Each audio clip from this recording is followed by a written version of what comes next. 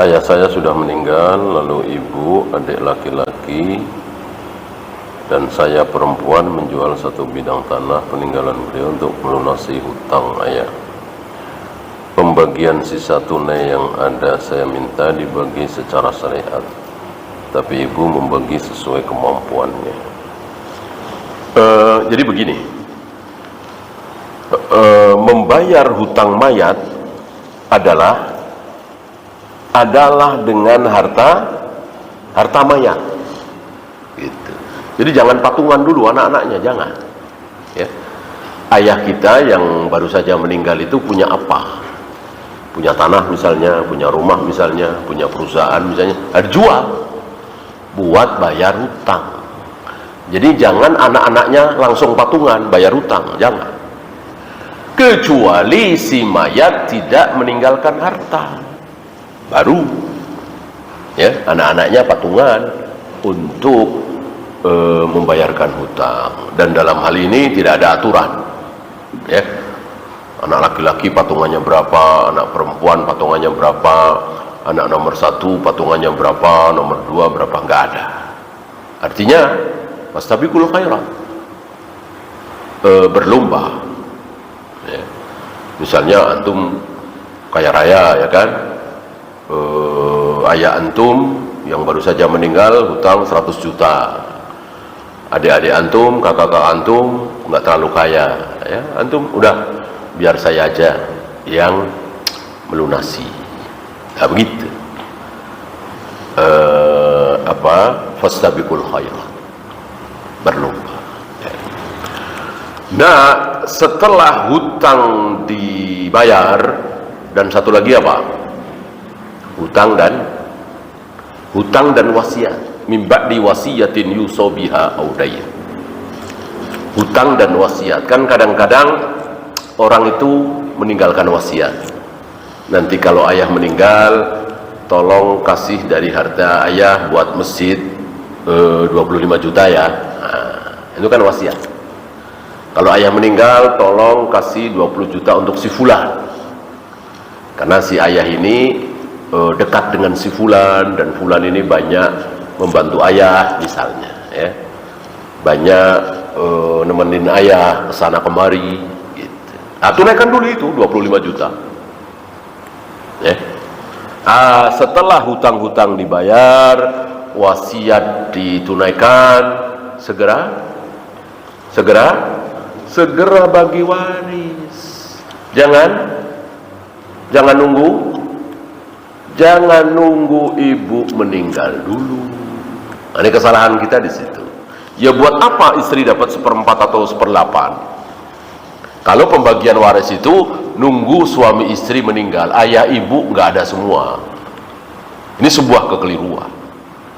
Ya kan, istri, taruhlah ibu kita gitu ya, istri si mayat kan dapat 1/4 atau 1/8. Kalau ada anak 1/8, ya kasih 1/8. Sisanya buat anak, kalau di antara anak itu ada laki-laki. Apa istilahnya? Asobah. Tapi kalau anak itu perempuan semua, tidak asobah. Cuman 2/3.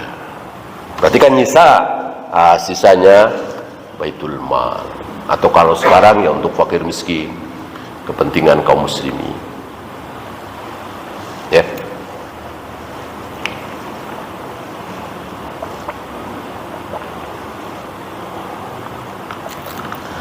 Adapun masalah teknis, boleh diatur. Ya. Mungkin dijual nggak laku-laku, mungkin penawarannya masih terlalu rendah yang nawar. Itu kan masalah teknis. Artinya secara perhitungan sudah ada, sudah ketemu ya. Jadi seandainya rumah ini laku, ibu dapat sekian, anak-anak dapat sekian gitu ya, persentasenya aja dulu. Nanti dapat berapa ya tinggal masukkan angkanya sesuai dengan laku berapa gitu kan.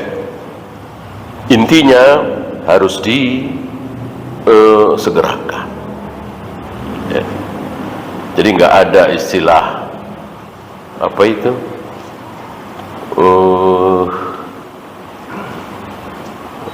Pamali, apalagi itu.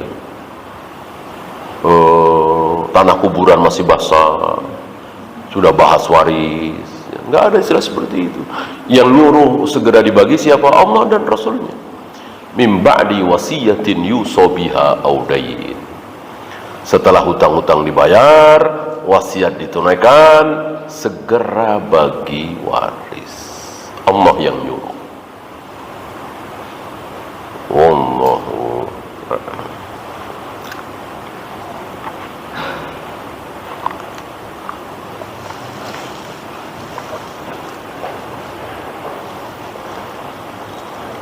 Bagaimana hukum sholat di masjid yang disediakan pengembang di area pemakaman? Ketika tidak ada batas antara kuburan dengan masjid tersebut, ya tidak boleh. Ketika ada pembatas, pagar khusus misalnya, jalan umum misalnya, walaupun setapak, kali misalnya, walaupun kali kecil, boleh. Ya. Artinya, tanah masjid dengan tanah kuburan harus dipisah, tidak boleh menyatu. Pisahnya dengan apa? 3 hal tadi. Apakah menyentuh kemaluan membatalkan wudhu? Iya, kalau dengan syahwat. Ini kesimpulan dari Syekhul Islam, karena ketika Nabi ditanya tentang menyentuh kemaluan, beliau mengatakan itu bagian dari anggota badan kalian, gitu. Bagian dari anggota badan kalian. Artinya ya sama aja dengan tangan, jari, kepala. Mosok batal? Nah, makanya kalau menyentuh kemaluan kok tanpa syahwat, ya sama dengan menyentuh tangan, menyentuh kepala, menyentuh jari tanpa syahwat. Berarti kalau menyentuhnya dengan syahwat, berarti beda dengan tangan, dengan kepala, dengan jari, dan seterusnya. Berarti batal.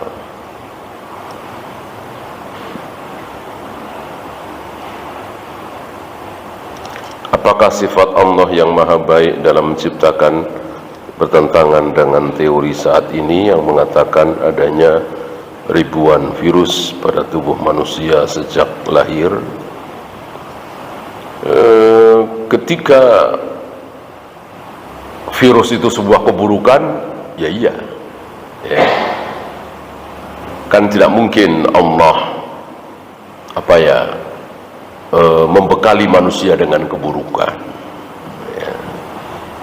Beda dengan bakteri, kan berapa banyak bakteri yang justru baik, justru dibutuhkan, gitu ya. Kalau virus saya tidak tahu apa ada virus baik, gitu ya.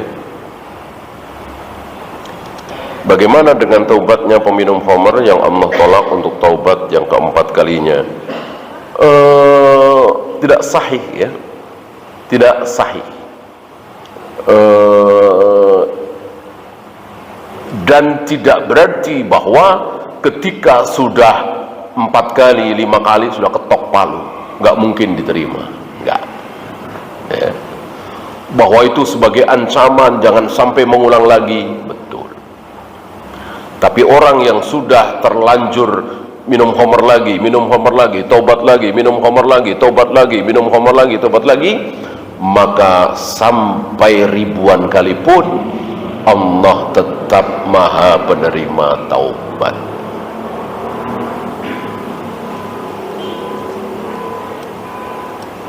Apakah seseorang berdosa ketika bekerja untuk proyek membangun kantor bank? Ta'awun wala ta'awanu 'alal itsmi wal 'udwan.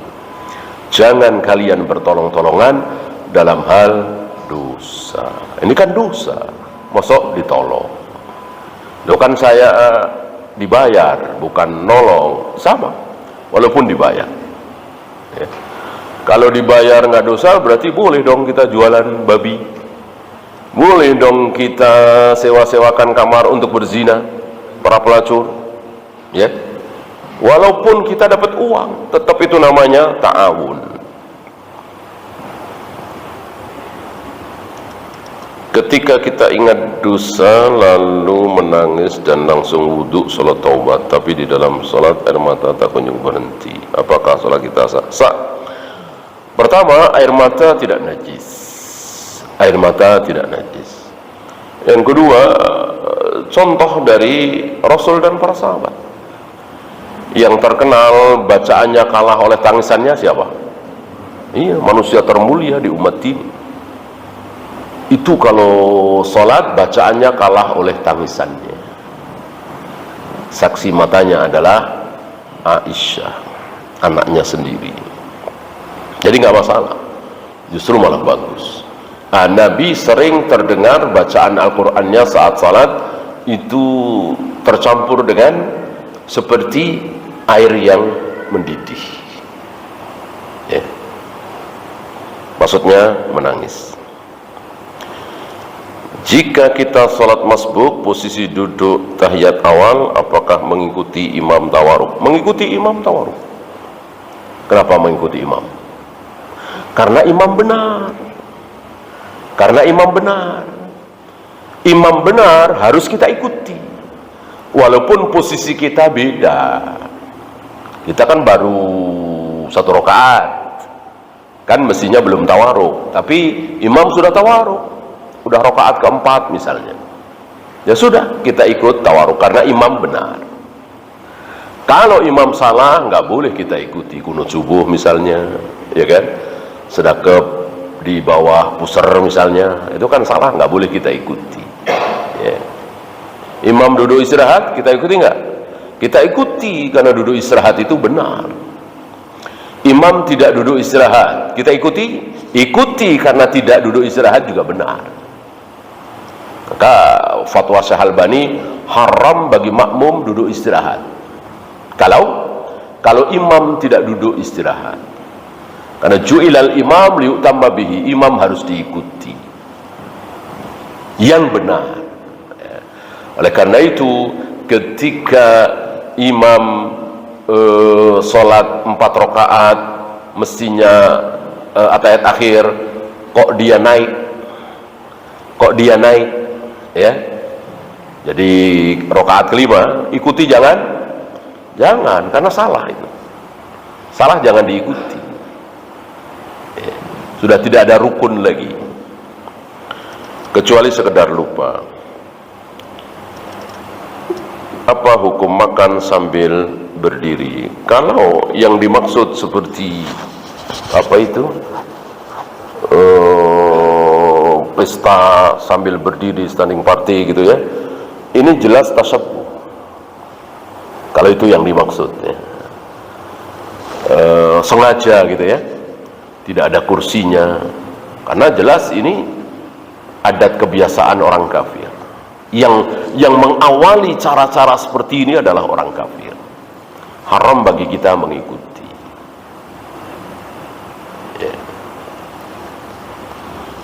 Kalau dosa zina harus ditutupi, terus bukan kisos untuk memberikan efek jerah. Iya, maksudnya kalau nggak ada saksi, nggak ada bukti.